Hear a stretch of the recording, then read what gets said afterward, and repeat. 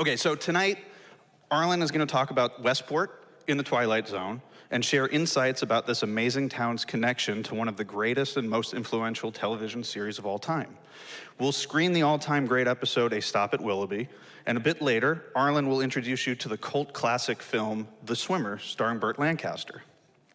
But now, I have the honor of introducing you to Arlen Schumer. Arlen has spent his life advocating for the things that he loves and has made it his mission to bring pop culture into the mainstream of recognition. As you'll see, Arlen's deep knowledge of his subject matter is surpassed only by his passion for it, as evidenced in his brand new and definitive book, The 5 Themes of the Twilight Zone, which is debuting here tonight and for sale in the wing, and afterwards Arlen will sign copies. So, please join me in welcoming up my friend, Arlen Schumer.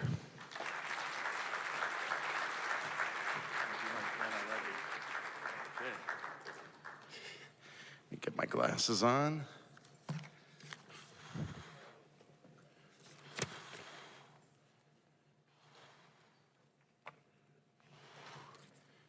This always happens. There we go. First of all, ladies and gentlemen, I want to thank you all for turning out tonight. And I just want to let you know how blessed and honored and lucky I am to be able to be presenting what's really a dream come true for me, to be able to present not only tonight, but for 4 days, 3 nights and 1 day. I owe it all to the Westport Library, to Bill Harmer, Alex Giannini, Travis, David, and everybody helping out tonight. So again, ladies and gentlemen, thank you. I'm honored to be presenting for you. So without any further ado, are you excited as I am about the Twilight Zone? Here we go, folks.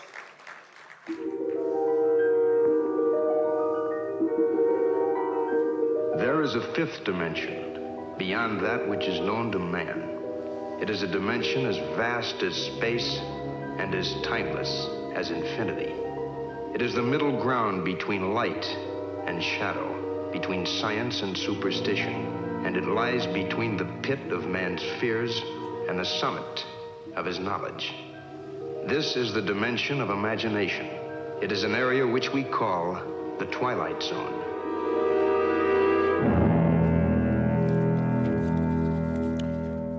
First of all, ladies and gentlemen, we're not talking about the TV show or movies, Twilight, but I'm sure Stephanie Meyer got the idea to call her series Twilight. In fact, look at this article.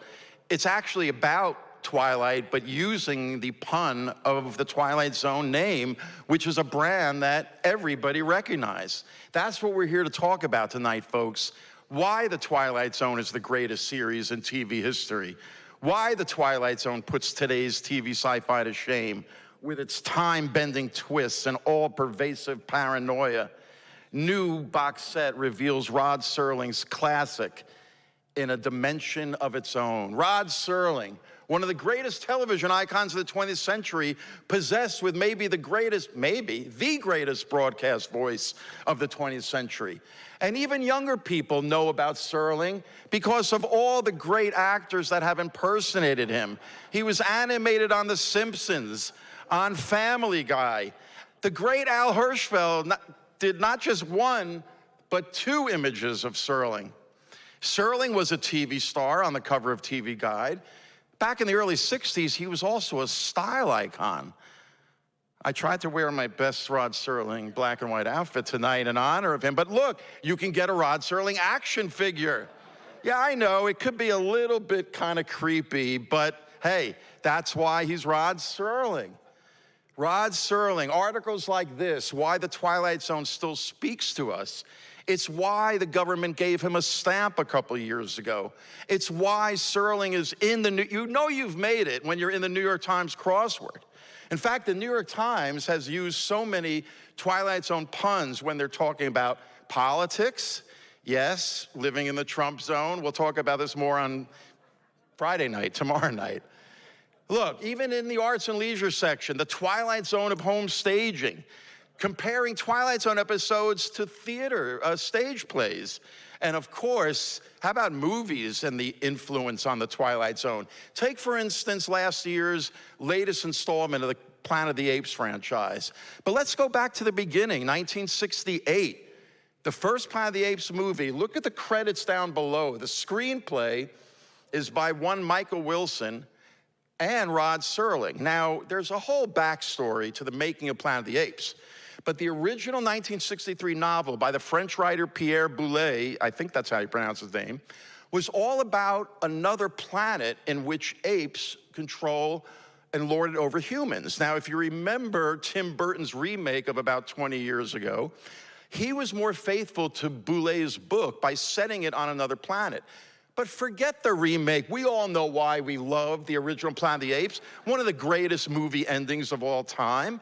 But what if I told you it comes from, Rod Serling co-wrote the screenplay. In 1960, 8 years earlier, there was a Twilight Zone episode about a bunch of American astronauts that crash land on a desert planet. You can see 5 of them died in the crash landing, but 3 of them are left alive. One of them, of course, goes rogue and murders the other 2. But before the last one dies, he scrawls in the sand, I leave it up to you, the letter X, a lowercase t. Anyway, like 10 little Indians, he's left. And he's climbing rocks and mountains looking for water. And at the end of the episode, what does he see? Signs of Reno, Nevada. They had crash landed back on Earth and didn't know it. He was trying to draw a telephone pole in the sand.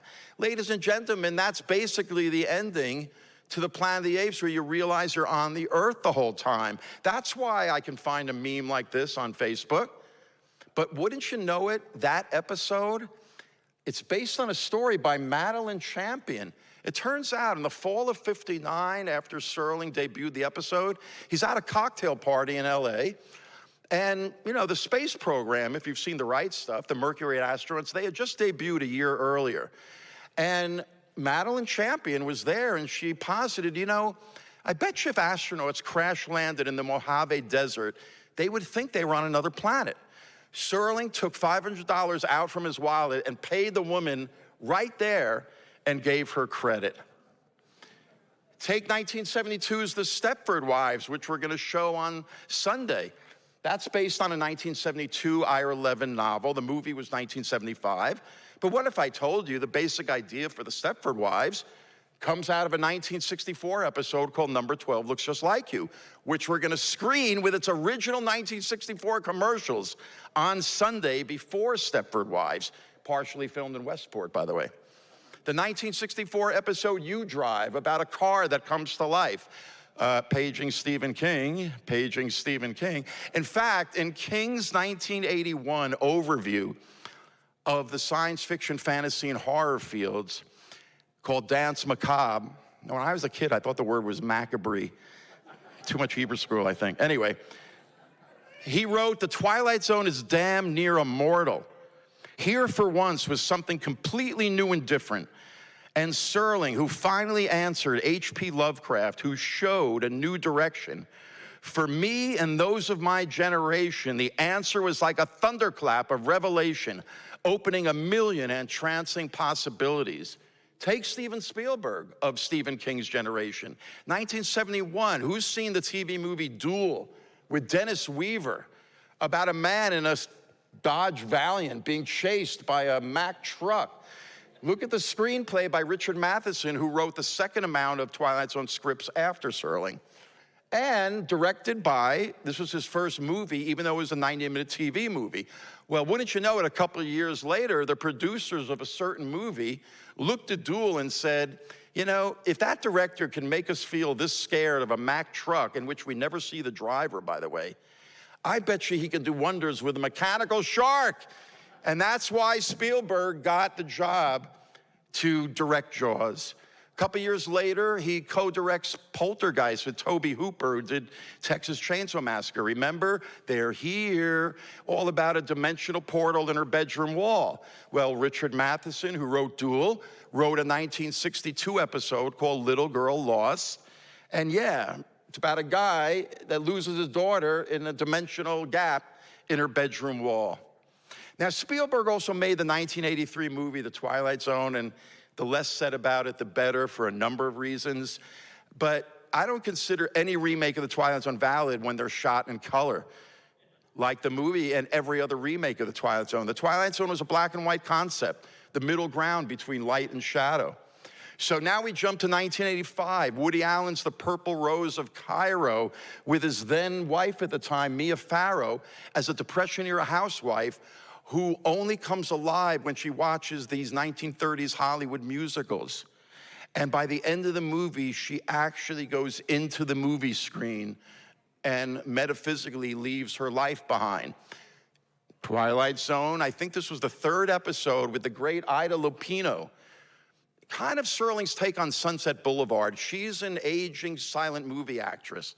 This is 1959, by the way. And she wishes she could go back to those great silent movies she was in when she was the ingenue.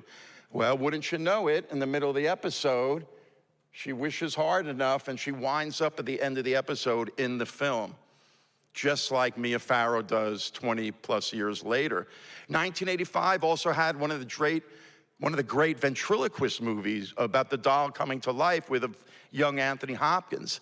Now, the ventriloquist coming to life motif, shall we say, goes back to the silent movies and the great Gabbo with Erich von Stroheim, who would later hook up, of course, with Marlene Dietrich.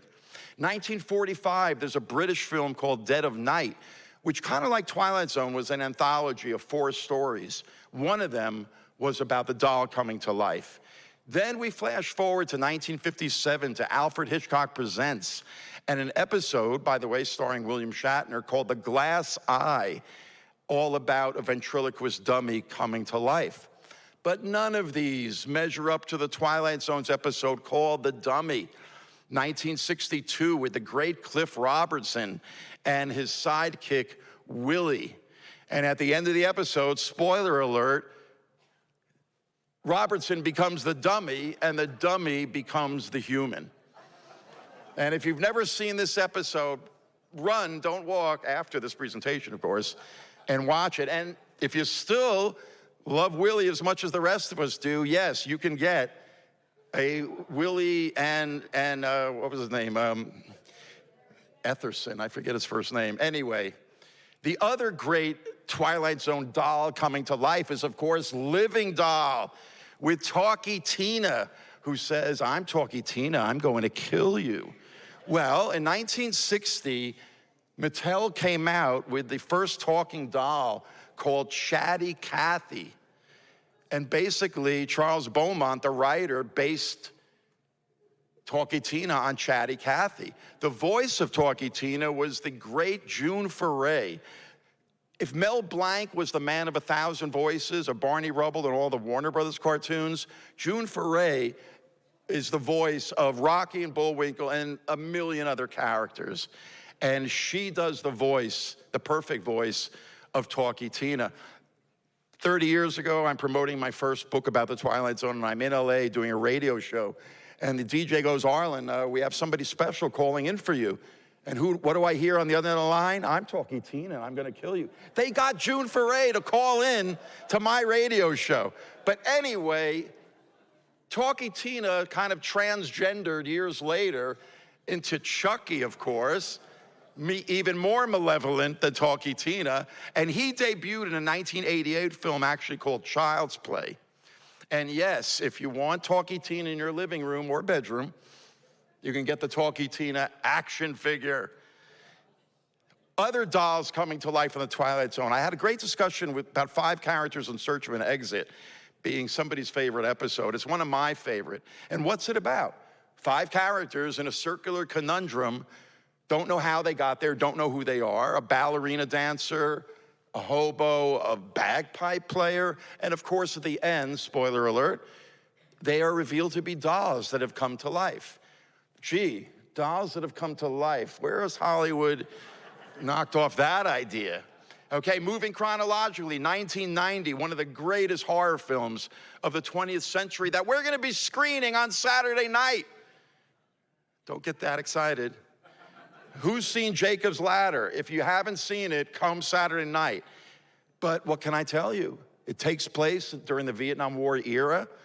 It was based on a Twilight Zone episode from 1964, which in turn was based on an Ambrose Bierce short story. And we're gonna be talking about this episode Saturday night with an author of a book about the Twilight Zone who's also an expert on Mark Twain, Charles Dickens, and all the 19th century literary greats. So we're gonna have a great discussion and viewing Saturday night.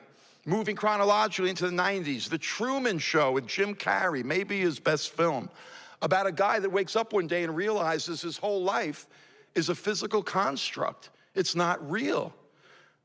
Twilight Zone, maybe one of my favorite episodes from the first season, A World of Difference, in which a businessman goes to make a phone call in his office. He hears somebody yell, "cut," and he looks around, and all of a sudden his life is a movie set. Now, I know we've all been there, right? With or without substances, if you know what I mean. But yes, A World of Difference, Richard Matheson's greatest episode, in my opinion. 1999, M. Night Shyamalan, you know what I'm talking about. This is probably still his best film. I mean, have you seen any other of his films? You know what I'm talking about. And what's it about? I can see dead people. You don't know until the end, spoiler alert, Bruce Willis has been dead the whole time. Well, don't get me started on how much I love the great Inger Stevens. You know, she was one of the greatest beauties of the 60s. It's said that she bedded down every leading man in Hollywood. But I'm serious. You know why? Because she was having an interracial romance with a black man that in those days they could not make public, especially in Hollywood. And in 1969, after keeping it secret all through the 60s, and that's why she bedded, everybody wanted to get with Inger Stevens. In 1970, he went back to his wife, and she committed suicide or overdosed on sleeping pills. But this episode, in many ways, is so bittersweet because it's about a woman who doesn't realize she's been dead the whole time, driving cross country. And Inger Stevens is just immortal in this episode. There's the 1962 episode Shadow Play with Dennis Weaver, remember from Duel? He plays a man condemned to die at the electric chair, except he thinks he's having a recurring nightmare where every night he wakes up just when they pull the switch. But nobody, of course, believes him. They think he's nuts. Well, at the end of the episode, you realize, what is reality? Is it a dream we're having? This is something philosophers and wise men and literary geniuses have been debating for literally thousands of years. But look at how this episode affected the premises of The Matrix in 1999. David Lynch's masterpiece, Mulholland Drive, recently voted the greatest movie of the 21st century, which I've been saying ever since it debuted in 2001. And it's basically the premise of Shadow Play that Lynch, I believe, used to make Mulholland Drive the masterpiece it is. Christopher Nolan's Inception plays around with the nature of dreams and reality. And I know the movie bombed, but does anybody see Cameron Crowe's Vanilla Sky, 2001? It had a similar concept about the nature of reality and dreams and fantasy. Well, somehow Cruise, using his star power, was able to get Times Square closed off. This is not a special effects, folks. He got Times Square shut down so they could shoot the opening scenes where he's in a deserted Times Square. But what's that up on the Jumbotron? Cameron Crowe paid homage to Shadow Play because it's the basic premise of Vanilla Sky. So those are the movies the Twilight Zone has influenced, which is the tip of the iceberg. But what about television, you might ask? Now, I'm not talking about the crappy remakes that were done in the 80s that were all shot in color. And sorry, Twilight Zone fans of these POSs, I watched them all. I gave them a chance. They all suck because they don't get filmed in black and white like the original. So let's talk about the television influence of the Twilight Zone. First and foremost, the fondly remembered one-hour show Outer Limits on ABC from 1963 to 65. Okay, I grew up with the Outer Limits. It's got the greatest opening, we are in control of your television set. But even that opening couldn't have been possible without the Twilight Zone openings. But to all you Outer Limits fans that think the Outer Limits was better than the Twilight Zone, I'll meet you outside, okay, after, with the bodyguards I hired to beat you up. Okay, but let's talk about its influence on Star Trek in the mid-'60s. Even the logos look similar. But check out the original press release for the first Star Trek episode. What does it say in the first line? Twilight Zone type science fiction. You know, creator Gene Roddenberry delivered the eulogy at Rod Serling's funeral in 1975. He died at the age of 50, from smoking all those cigarettes. Kids, don't smoke tobacco. Don't smoke tobacco. And you adults too, same thing. Anyway, he basically said in his eulogy that Star Trek would have been a glimmer in his eye had it not been for the trails that were blazed by Serling with the Twilight Zone, especially with the diversity of casting. Serling cast black men in dramatic roles, single independent women in dramatic roles when the only women on TV were screwball comedians like Lucille Ball or domestic housewives like Donna Reed. So in the 80s, remember the TV show V about benevolent aliens that come, but of course they're not benevolent? And then it was remade about 10 years ago for 2 seasons on ABC with Monica Baccarin. I don't know if you saw it. I thought it was pretty good. But where does this premise come from? Yeah, the Twilight Zone. The Canimets, remember the episode? They're aliens that come like Greeks bearing, but it's really geeks bearing gifts. That's my pun. But somehow, and I never understood this, they decide to leave behind their book at the UN halfway through the episode. And they can only decipher the title, To Serve Man. But we all know what To Serve Man was. It's a cookbook. Now, people love this episode. It's not even in my top 50. You know why? It's a punchline episode. I get it. To Serve Man, it's a pun. But man, in polls amongst fans, this episode ranks right up there. So in the 90s, we had the creation of the X-Files. Are you kidding me? Chris Carter, he worships at the throne of Rod Serling. How about in the 2000s, the genre-bending Lost, about a bunch of people that are shipwrecked, a plane wreck on a desert island, and they can't get off, and they don't know how they, whatever. And we learn all about them. Well, you think there's a Twilight Zone connection?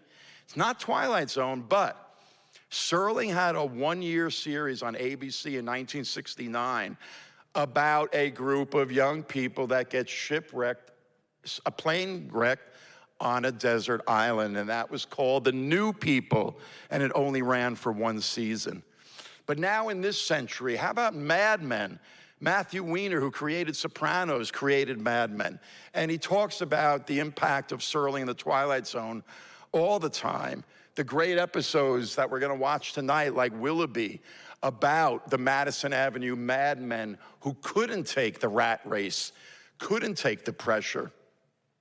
The great actor Gig Young, in maybe the single greatest time travel episode, if not the greatest single episode of the Twilight Zone, called Walking Distance, where a harried ad exec literally walks back in time and meets himself as a child. I'm trying to get this water bottle open. Here we go. How about Westworld? Did anybody see the Westworld series on HBO? Right? It ran for 4 or 5 seasons. I thought it was excellent. It was based on a 1973 movie with Yul Brynner about hosts, as they're called, who entertain rich people who come, and of course, things go awry, like in most science fiction films. So where do we get that from in the Twilight Zone? The very first episode to be filmed in 1959 and aired as the 6th episode, called The Lonely. And it's all about a female robot that's sent to a prisoner, sent to solitary on a desert planet. That's his solitary in the future. And we all fall in love. She's the actress Jean Marsh from Upstairs, Downstairs, if you remember that. That was like the first British series to have an impact in American culture, I think, in the 70s. Now, I'm not saying Serling created female robots. I mean, they were part of science fiction literature for decades before Serling. But what Serling did, his major achievement with the Twilight Zone, was bringing serious science fiction, meaning science fiction literature, which the American literati critics looked down upon. That's why all the movies in the 50s were not based on literature, but they were giant ants, right? And you know, there was one decent movie, maybe Forbidden Planet and War of the Worlds, but everything else was dreck. Serling adapted serious science fiction and brought it to television. There's another great Ingrid Stevens episode where she plays, she doesn't realize it, but she is also a robot. Now, how about the movie Get Out? A couple of years ago, 2017, written and directed by the former comedian Jordan Peele. Look at how it was promoted here. Well, because of the success of that film, CBS gave him the reins to do a new Twilight Zone on their streaming service. It was 2 one-hour seasons of 10 episodes each in 2019 and 2020. Did anybody watch them? Yeah, they sucked. Okay, and they were shot in color too. But yeah, they sucked. He ends up doing a movie a couple of years ago, his second film called Us, which is all about people seeing duplicates of themselves. Well, only one of the greatest Twilight Zone episodes of all time, Mirror Image with Vera Miles. You might recognize her as the sister on Psycho. Basically, the whole concept of seeing duplicates of ourselves. The only TV show in the 21st century that I feel even can be talked about as being worthy of the mantle of a new Twilight Zone. Has anybody seen the English series Black Mirror? It streams. If you haven't seen it, the reason why this measures up, it's all about technology in the 21st century that goes awry in all different facets.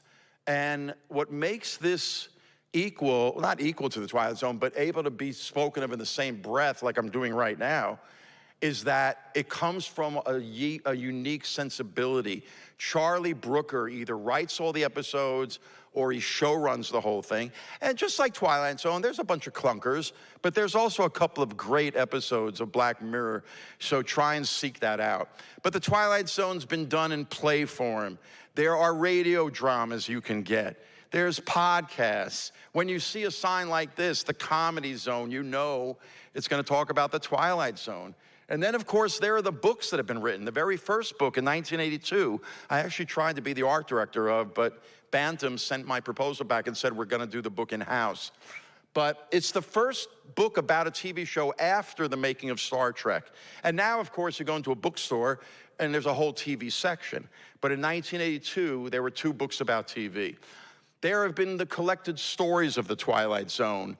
The Twilight Zone and its impact in philosophy. The greatest episodes are 25-minute exegeses, if I'm using that word correctly, into the nature of the great philosophical questions of life, which brings us to this book, Everything I Need to Know I Learned in the Twilight Zone, based on, you know, that book about, 25 years ago, Everything I Need to Know I Learned in Kindergarten.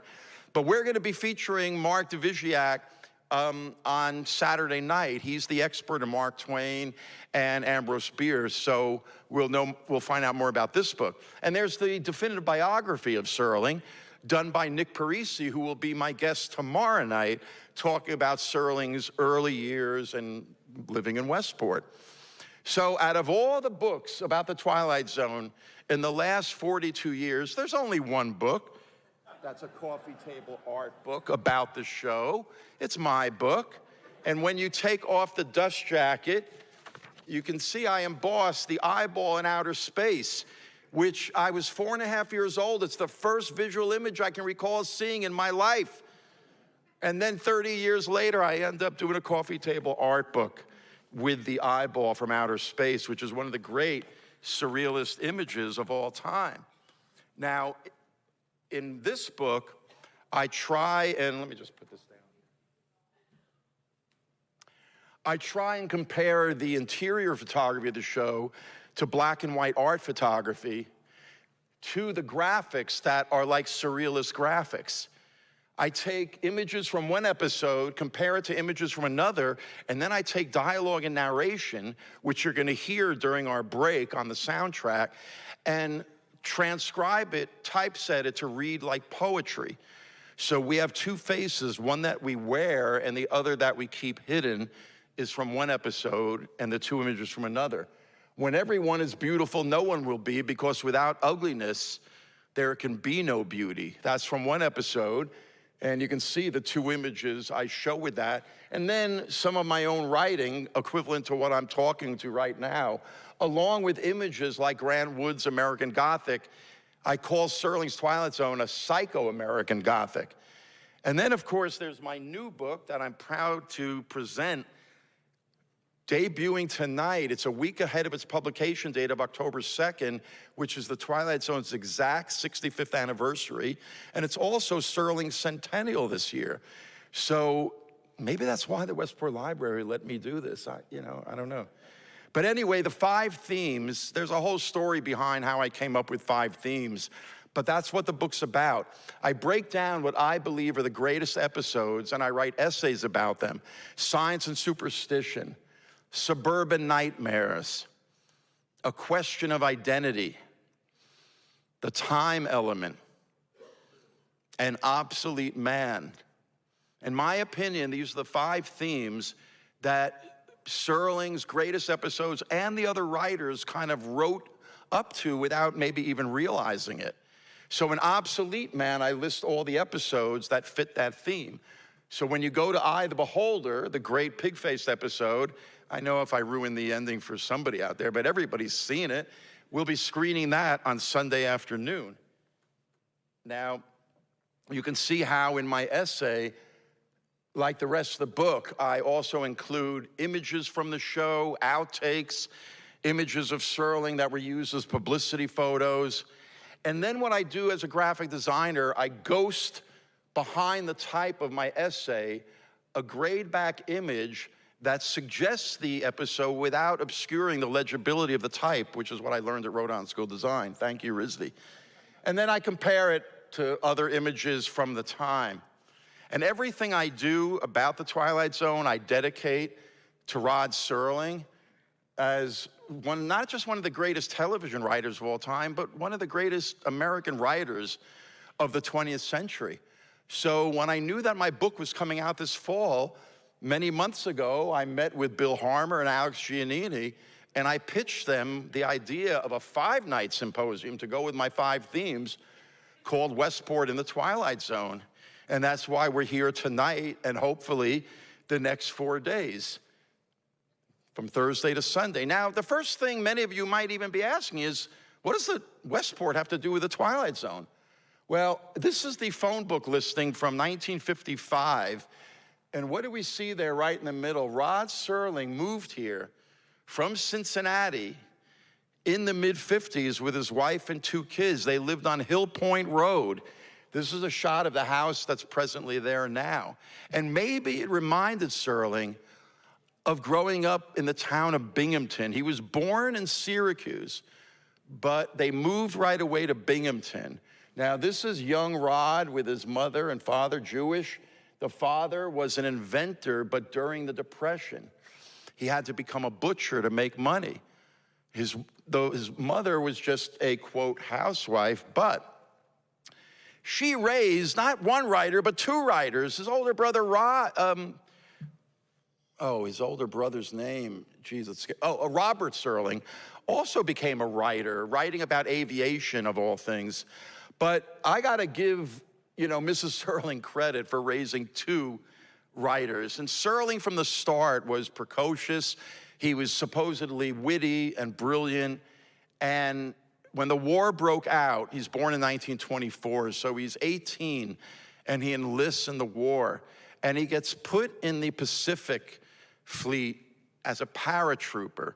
And when you look at these images of him during the war, it might look like he was having a grand time with his war buddies. But of course, like most people that entered the war, that was not to be. There's a great graphic novel by Brooklynite Corin Shadme, came out 2019, called Twilight Man, and it mostly is about Serling's war experiences in graphic novel form. And suffice it to say, like his entire generation, Serling was scarred by what he witnessed and took part in the Pacific Theater. But maybe the worst indignity of all was after the war, while he was still in Europe in 46, his father dies of a heart attack at the age of 53, and they don't let Serling go back for the funeral. Now, for a Jewish man not to bury his father is such a sin. But this shows you the possible anti-Semitism that existed in World War II on the American side that many Jewish soldiers still don't even speak about. But Serling, like the generation of Americans that came back from the war and cathartically put their war experiences into their art, Norman Mailer, Bud Schulberg, Jack Kirby from Marvel Comics, served with Patton. Serling wrote 2 Twilight Zone episodes that dealt with his war experiences. The first one in 1960, and yeah, that's Dick York from Bewitched on the right, was called The Purple Testament, about a soldier who could see the look of death in his fellow soldiers' eyes, which is probably something Serling actually experienced. And then 2 seasons later, that's Dean Stockwell, made up in what they called Oriental makeup to look Japanese, because the episode starts out where he's an American lieutenant, but in order to see the war from the enemy's eyes, which was Serling's idea, he has Dean Stockwell halfway through the episode become a Japanese lieutenant. And it's called The Quality of Mercy. Serling so honored his war service that he was buried as a soldier. And yet, he always said he wanted to be remembered as a writer. So he comes back from the war, gets the GI Bill, goes to Antioch, switches to dramatic writing, meets his wife, Carolyn, there. She's a Unitarian, and he's Jewish, but he likes the Unitarian idea. They're an old sect of Christianity that doesn't believe in Jesus' divinity, but still believes in the one God. And that's why Serling loved to celebrate Christmas. Like a lot of American Jews who suffer what I call Christmas envy, Serling loved Christmas for the fact that it was more of a secular American holiday, kind of like Thanksgiving. So he becomes a writer. He starts writing for radio, which is where he starts with his practice that would carry him through the rest of his career, dictating his scripts into a tape recorder. And that's why some of his lesser scripts are very wordy. But look, he wins a $1,000 contest for television writing. In the early 50s, he was the right man at the right time when radio was transitioning into this new medium of television. And he tried to do it from Cincinnati, commuting to New York, where all of live television was being filmed. But then he realized he would have to move to New York City in the mid-50s to take advantage. But he was a small-town kid from Binghamton, and he even said, moving to Westport was, in his own words, a concession to my own particular hesitancy about all things big, massive, and imposing. New York TV and people were such an entity. But maybe Westport in the mid-50s, this being the corner of Main Street, appealed to Serling because it probably reminded him a lot of what Binghamton was like, what most smaller North American cities were like before and after World War II. Of course, Westport had its train station where Serling would commute in on the Westport stop to the live television world, where he was known as a television playwright, where everything was shot live back then and very prestigious. Programs you've heard of like Playhouse 90 and the U.S. Steel Hour. Well, in 1955, his script for a show called Patterns aired. It was live, and it was all about Richard Kiley and Ed Begley as an aging businessman. And Richard Kiley is the new kid on the block that's usurping him. And that's Everett Sloan from Citizen Kane as the boss. And this is one of Serling's recurring themes about the aging protagonist who has to deal with a changing world. That won an Emmy, his first Emmy. It was the first live TV show to be they didn't tape them in those days, so they wanted to rerun it, but they had to show it again live. It was the first program of its kind. The great Jack Palance in 1956's Requiem for a Heavyweight, also about an aging protagonist, a boxer this time. Serling boxed. He was a bantamweight in the Pacific Theater, so that's where he drew upon. This won him his second Emmy. Serling was a great adapter of short stories. If you haven't seen Mickey Rooney in The Comedian, which was adapted from an Ernest Lehman short story. Ernest Lehman, gee, he only wrote Sound of Music, Who's Afraid of Virginia Woolf, and a couple of other masterpieces. But Serling, some of his greatest Twilight Zone episodes are adaptations. And to adapt a prose story into a half-hour TV show is an art form. That's why they honor it at the Oscars. And that won Serling his third Emmy. And here he's saying to his fellow writers and producers, let's go for a fourth. Well, the clout that winning 3 Emmys in a row while he's here in Westport made him famous overnight and brought various commercial endorsements out of him. And remember, he was struggling after the war to make a living as a writer. So when money and success with the 3 Emmys came to him, he helped start here in Westport the famous Writers' School. Look on the back of the mail-in card. You can see Serling's name in the 3rd column there at the bottom. But the clout that the 3 Emmys gave him let him go out to Twilight Zone in 1958 to do the Twilight Zone. And it was in the Twilight Zone that Serling was able to tell stories about America, about us, about places like Westport and Saugatuck, that with his science fiction eye saw as earth creatures in their native habitat, like Maple Street. Now, Westport has Maple Avenue, but one of Serling's greatest episodes that I feel might have been influenced by his time in Westport in the mid-50s.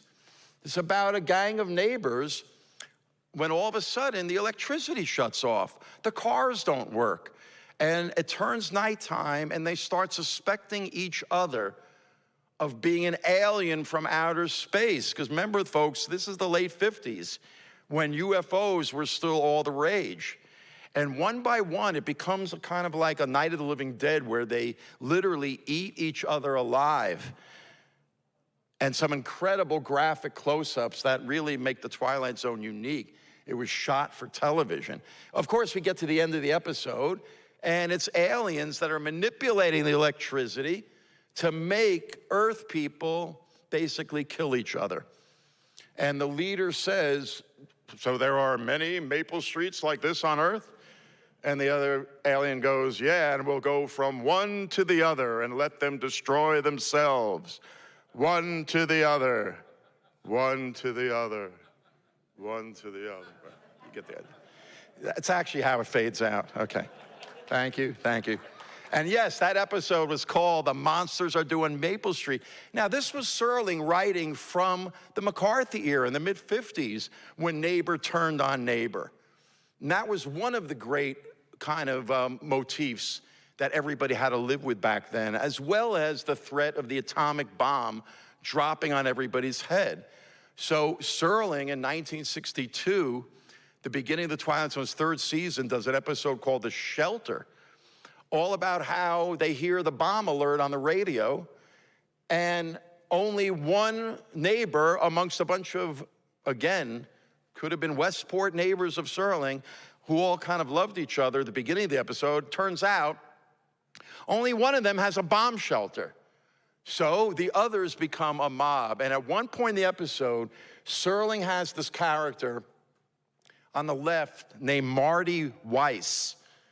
And the guy on the right is Frank Henderson, who accuses Weiss, let me get my notes here, of being a, quote, foreigner. Remember, Serling couldn't use the word Jew, but he named him Marty Weiss. And listen to what Henderson says. This was dialogue that could have been written yesterday. That's the way it is when the foreigners come over here. Pushy, grabby, semi-Americans.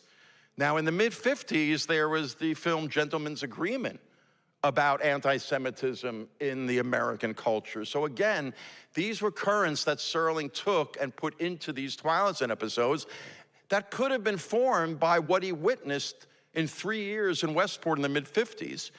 In King's Dance Macabre, he said about this episode, rarely has any television program dared to present human nature in such an ugly, revealing light. And if this scene doesn't remind you of the timeliness, the prescience of this episode, it should remind you of January 6, 2021. Now, there's even other Westport connections that are more tangential. A 1964 episode with Robert Lansing as an astronaut who goes into suspended animation for the woman that he loves, played by Marietta Hartley. Now, you might remember her from a great Star Trek episode in the 3rd season, or from the decade she did those Polaroid commercials with James Garner. She grew up in Weston, and she met Serling. She invited him to speak to her high school class.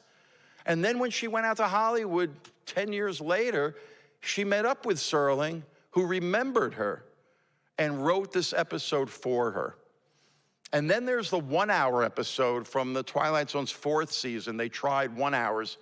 The best one is on Thursday We Leave for Home with the great American actor James Whitmore as the leader of a group of stranded space colonists who have been on this desert planet for 40 years. But Whitmore keeps them together, and the way he keeps their spirits up is by reminding them of the Earth that he remembers when he was a kid 40 years ago. In my coffee table book, again, I compare some interior photography of when the bomb dropped with one of the surrealist Twilight Zone graphics, and I typeset Serling's dialogue that Whitmore recites and treat it like poetry. I remember the Earth. I remember it as a place of color. I remember that in the autumn, the leaves changed, turned different colors, red, orange, gold. And I remember, right? And I remember streams of water that flowed down hillsides, and the water was sparkling and clear. I remember clouds in the sky, white billowy things floated like ships, like sails. And I remember night skies like endless black velvet. Night was a quiet time when the earth went to sleep, kind of like a cover that had pulled over itself. It was a darkness that felt like a cool hand just brushed past tired eyes. And there was snow on the winter nights, gossamer stuff, and it floated down and covered the earth, made it all white and cool. And it was good then. It was right. I believe this was Serling having fond memories of either growing up in Binghamton or maybe the couple of years he spent in bucolic Westport. But the most Westporty episode takes place actually in Westport at that train station. Remember this image about the harried Madison Avenue ad exec? He can't take the business with his boss telling him it's a push business, a push business, push and drive all the time, right on down the line. And once again, Serling is writing at the time that The Man in the Gray Flannel Suit, super popular novel published in 1955, just when Serling moves to Westport. A year later, it's made into an even more popular movie with the great Gregory Peck. But again, these are the currents analyzing the post-war American businessman in society. So Serling has his doppelganger named Gart Williams on the train commuting from Westport. You can hear the conductor yell out the stops, Westport, Saugatuck. So that's basically Serling, the doppelganger. He drifts off to sleep. And then he wakes up, and he doesn't know if he's in a dream or reality, but he looks out the window, and he sees this. And I'm not going to explain too much because we're going to screen this episode, but why are we pairing this episode with the 1968 film, The Swimmer? I don't know how many of you have seen it. It's been on TV over the years.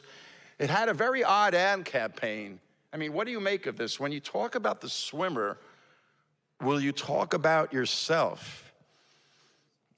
I don't know. You can figure that out. But it was based on a short story by the great John Cheever that was published in 1964 in The New Yorker, July 18th. So this is the 60th anniversary of what many consider Cheever's short story.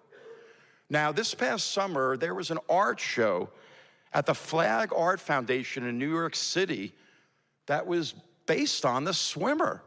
A masterpiece of fiction inspires the urge to submerge in a gallery crawl. And I'm like, wow, an art show about The Swimmer. And I went to it, and it was pretty wild. You can see This was what some of the space looked like. There were conceptual kind of water projects, paintings of swimmers, photographs that looked like David Hockney's work, if you know David Hockney. These sort of resemble the original New Yorker photo illustration the most. So seeing this art show made me want to reread. I hadn't read The Swimmer since I was in college, I think. But nowadays, you can find it online, so I got to reread it. And then I wanted to watch the movie again. Well, I had an old DVD that was sort of like a no-name DVD without any extras. Maybe I've had this for 15 years. But recently, actually it came out 10 years ago, but I wasn't aware of it. I saw a YouTube reviewer reviewing a Grindhouse Records Blu-ray DVD with all the extras you would expect in a Blu-ray DVD. Now, if we look at the reviews that they posted, grim, disturbing, and sometimes funny, the film has the shape of an open-ended hallucination, the great Vincent Canby. Burt Lancaster's superb in his finest performance, 4 stars, the great Roger Ebert.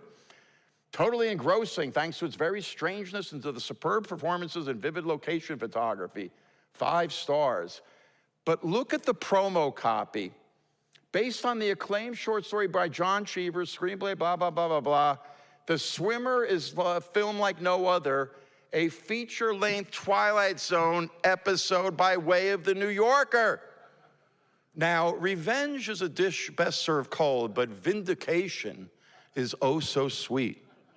If you know what I mean by vindication. I remember seeing The Swimmer when I was a kid on TV in the early 70s. I was a teenager. And I loved the Twilight Zone since I grew up on it. And the minute I saw it, I was like, that's like a Twilight Zone episode. So if what they're saying is true, if The Swimmer, the movie, is like a Twilight Zone episode, and by implication, so is the short story then by John Cheever about a man who swims across Fairfield County by swimming in neighbors' swimming pools. Hello, Twilight Zone. So what episode would that be? Yes, it's A Stop at Willoughby.